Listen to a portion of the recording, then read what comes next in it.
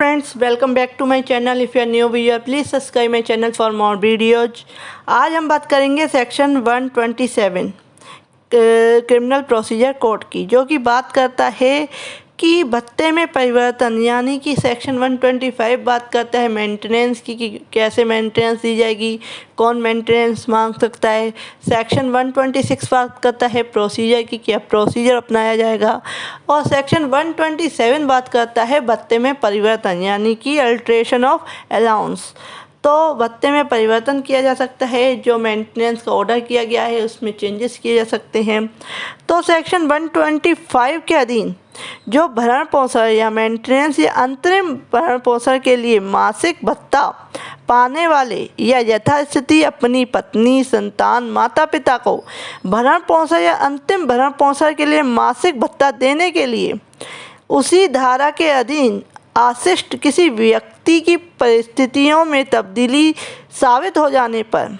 यानी कि जो इस सेक्शन में बताया गया है कि जो मेंटेनेंस का जो ऑर्डर किया गया है कि मंथली आपने इतना रुपया देना है अपने माता पिता को, अपने बच्चे को या अपनी बीवी को, तो उस केस में अगर उस व्यक्ति का जो कि इस तरह की मेंटेनेंस दे रहा है उसकी स्थितियों में परिवर्तन होता है या उसकी आय के जो साधन है वो चेंजेस हो जाते हैं या उसकी नौकरी चली जाती है, तो उस केस में अगर यह साबित कर दिया जाता है कोर्ट के द्वारा तो उसको तब्दील यानी कि उसको चेंजेस किए जा सकते हैं मेंटेनेंस को। तो तब्दीली साबित हो जाने पर मजिस्ट्रेट यथास्थिति भरण पोषण या अंतिम भरण पोषण के लिए भत्ते में ऐसा परिवर्तन कर सकता है जो वह ठीक सके। यानी कि कोर्ट क्या है, अगर यह साबित हो जा सकता है कि व्यक्ति की जो आय है वो कम हो गई है या जो उसका रोजगार का साधन था वो जा चुका है, तो उस केस में जो मेंटेनेंस वह दे रहा है उसमें चेंजेस किए जा सकते हैं। नेक्स्ट आता है कि जहां मजिस्ट्रेट को यह प्रतीत होता है कि धारा 125 के अधीन दिया गया कोई आदेश किसी सक्षम सिविल न्यायालय के किसी निश्चय के परिणाम स्वरूप रद्द या परिवर्तित किया जाना चाहिए, वहां वह यथास्थिति इस आदेश को तदनुसार रद्द कर देगा या परिवर्तित कर देगा।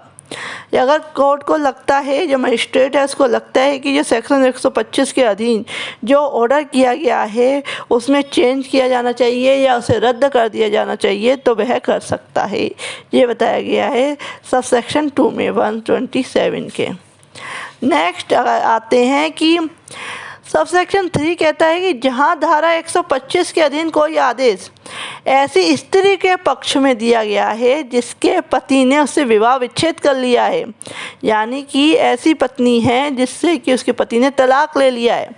या जिसने अपने पति से विवाह विच्छेद कर लिया है या जो पत्नी ऐसी है जिसने अपने पति से विवाह विच्छेद कर लिया है, वहाँ यदि मजिस्ट्रेट का यह समाधान हो जाता है कि उस स्त्री ने ऐसा विवाह विच्छेद की तारीख के पश्चात पुनः विवाह कर लिया है, अगर रीमैरिज कर ली गई है, अगर पत्नी ने क्या है दोबारा मैरिज कर ली है, तो वह ऐसे आदेश को उसके पुनर्विवाह की तारीख से रद्द कर देगा। तो क्या है, उसे मेंटेनेंस मिलना बंद हो जाएगी अगर उसने दोबारा पुनर्विवाह कर लिया है, रीमैरिज कर ली है। नेक्स्ट आते हैं कि यदि उस स्त्री के पति ने उससे विवाह विच्छेद कर लिया है और उस स्त्री ने उस आदेश के पूर्व या पश्चात वह पूरी धनराशि प्राप्त कर ली है जो पक्षकारों को लागू किसी रूढ़िजन्य या सविय विधि लोकल लॉ के अधीन ऐसे विवाह विच्छेद पर दे थी, तो वह ऐसे आदेश को कोर्ट क्या है, ऐसे आदेश को अगर स्त्री के पति ने उससे क्या है तलाक ले लिया है, तो उस केस में क्या होगा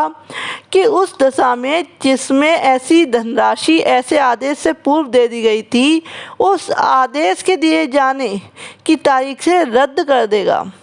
यानी कि जो ऑर्डर किया गया है, जो राशि दी गई है, तो वह कब रद्द कर दी जाएगी कि जब वह है उस तारीख से रद्द कर देगा जब वह धनराशि ऐसे पूर्ण रूप से दे दी गई है। और नेक्स्ट है कि किसी अन्य दशा में उस अवधि की यदि कोई हो जिसके लिए पति द्वारा उस स्त्री को वास्तव में भरण पोषण दिया गया है, समाप्ति की तारीख से रद्द कर देगा।